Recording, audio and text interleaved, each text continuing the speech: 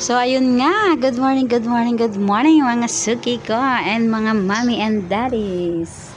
So, gagawa tayo ng pansit canton. So, ayan.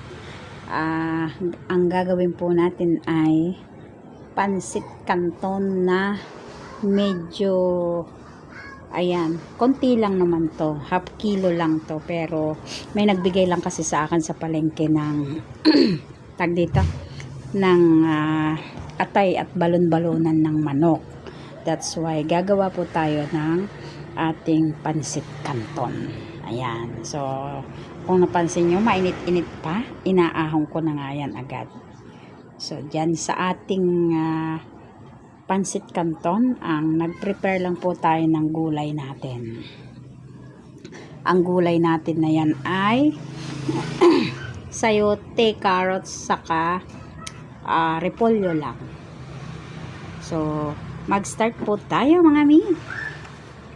Ayan. So, mayroon nga tayong atay at balon-balonan. Mayroon tayong sibuyas, bawang, repolyo, kamatis. Ay, kamatis, carrots po pala yun. So, hindi naman masyadong karamihan. Naglagay na nga ako ng konting mantika dyan. Tapos, ilalagay natin yung bawang at sibuyas. Sa bawang at sibuyas, yung kulay white po yung meron ako dito. So, ayan po. Kung napansin nyo, iba yung kulay ng bawang kasi nga, pinreaser ko yan para hindi siya masira agad. Kasi nakabili ako sa palengke ng medyo marami-raming bawang. Yung nakabalat na. So, ang ginawa ko, pinipreaser ko siya para hindi siya agad masisira. Tapos igigisa-gisa ko na lang na ganyan. O diba? Pitpitin mo lang, dikdikin mo lang. Para pagka gusto mo na magluto, kukuha ka na lang doon ng bawang. Yeah. So matagal siya masunog kasi may yelo pa yan. Diba? So, matagal po siyang masunog kasi nga po may yelo. So, ang ginawa ko dyan, hinaluhalo ko muna until mag-translucent yung, yung sibuyas. So, mas okay naman sa akin yung ganyan kasi kapag nasunog yung bawang, nag-iiba yung lasa. So, mas okay sa akin. Lutuin muna natin konti, tapos saka natin lalagay yung atay ng manok at saka balon-balonan. Ayan. Medyo niluto-luto ko muna nga dyan. Tignan nyo, medyo matagal na yan, pero hindi pa po siya nasusunog. So, yun yung kagandahan ng naka-freezer. So, nilagay ko na nga dyan yung sahog natin. Pag sa pansit canton kasi, masarap yung sahog, yung atay at balon-balonan. Malasa siya. So, lagyan din natin ng paminta. Ayan, paminta nga po yan yung nilalagay ko. Paminta, tas nilagyan ko na ng seasoning granules. Ayan. So, tantiameter lang tayo dyan mga mi. Wala tayong enough na sukat-sukat kasi nga tinatansya-tansyahan ko lang. Tapos, titikman ko naman yan kapag tawag dito. Bago dagdagan ulit. So, naglagay muna ako ng konting toyo. Ayan. Halo-halo ng konti. Pagkatapos nun, kasi nilaga ko na yan. Lalagay ko na yung bell pepper, yung carrots, yung sayote. Ayan. So, lutuin lang natin ng bahagya. Ayan. Huwag yung overcook ha. Alam nyo ba, masarap din yan, ganyang ulam na lang. Yung ganyan lang, sayote. Pero dagdagan nyo ng konti, yung sayote niya.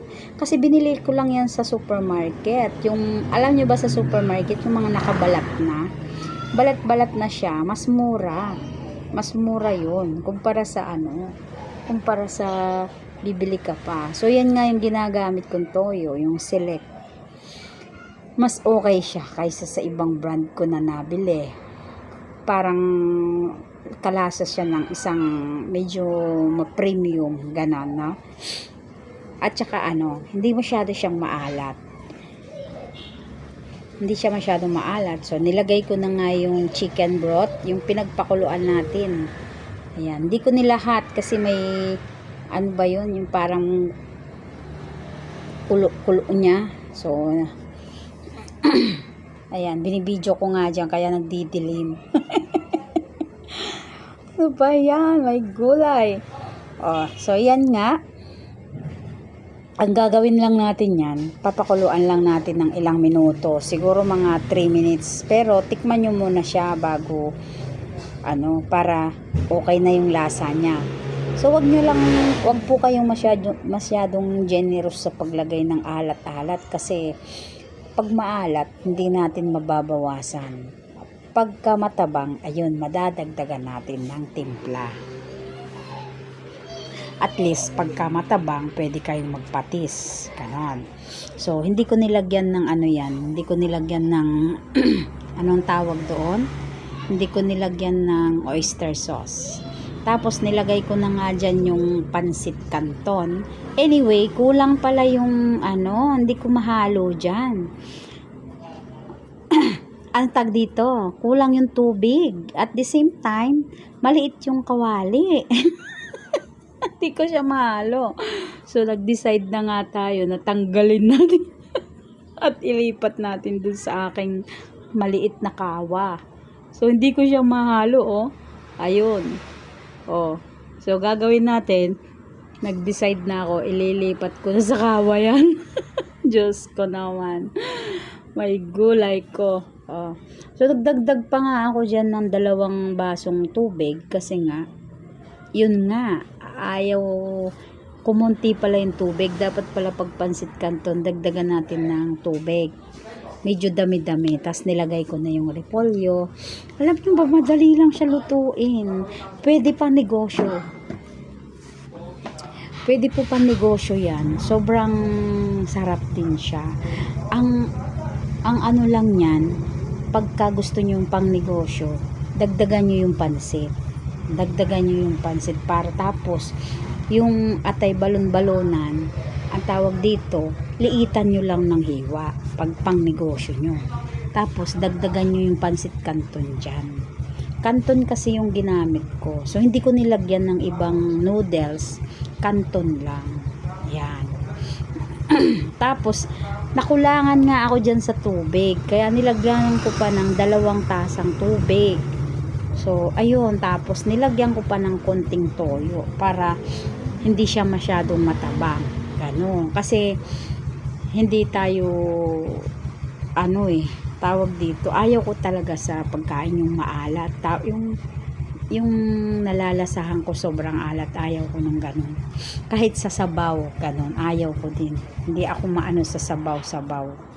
So, ayan nga. Ayan. O, diba? Luto-luto na siya. Masarap yan kasi bagong luto.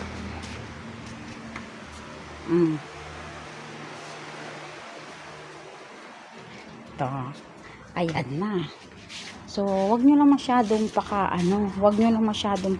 overcook kasi tignan nyo, ang ganda ng niya. Kasi nga, umuusok-usok pa. Ay, di ba? Sarap niya. Alam nyo ba, hindi na ako kumain ng kanin. Yan na lang yung kinakain ko. Hindi na ako kumain ng kanin. Yan lang yung kinain ko. Ayan, thank you for watching.